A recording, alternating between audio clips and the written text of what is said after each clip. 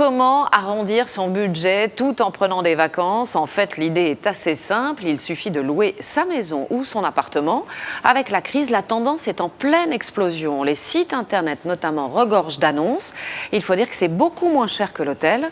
La formule est très prisée des touristes français et étrangers. Reportage à Paris et à Annecy. Marine Latuilière, Benoît Gadret, Philippe Maire. Audrey. C'est le début des vacances, mais pas à l'hôtel. Cette année, pour découvrir Paris, Cécile Soisic et leurs 2 filles vont louer l'appartement d'Audrey Alcabès, ici à gauche. 55 mètres carrés. La propriétaire fait la visite guidée. Donc là, vous avez un meuble qui est vide. Et vous avez aussi, juste ici, donc cette penderie-là, qui est vide, qui est pour vous. Pour louer cet appartement, Soisic et Cécile vont débourser 140 € par nuit pour 4 personnes. Beaucoup moins cher qu'un hôtel classique et plus convivial.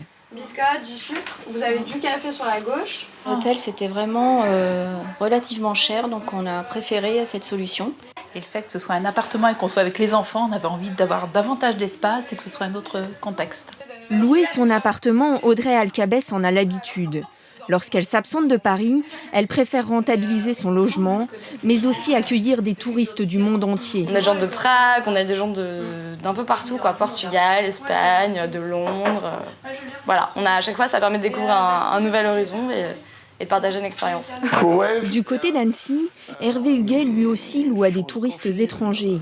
Cette semaine, il accueille des Anglais venus spécialement pour le Tour de France.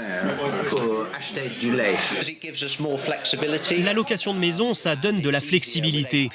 C'est beaucoup plus facile lorsqu'on est 8 personnes de faire sa cuisine, d'aller et venir.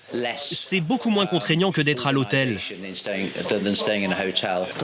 Hervé Huguet loue son chalet pour 8 personnes, environ 300 € la nuit. Et il en a eu l'idée il y a quelques années. L'existence de l'outil Internet y est pour beaucoup. Je ne l'aurais pas fait en passant par une agence. Et voilà, c'était un besoin aussi, parce qu'il y avait beaucoup de travaux à financer dans cette maison. Donc c'était une source de revenus qui pouvait financer les travaux. Les sites Internet se multiplient. En quelques clics, touristes et propriétaires se rencontrent. En France, mais aussi à l'étranger, la demande de location explose. On est en pleine croissance. On a eu, pour donner un seul chiffre, 4 millions de voyageurs qui ont séjourné sur le site depuis sa création en 2008, dont 3 millions rien que sur l'année 2012.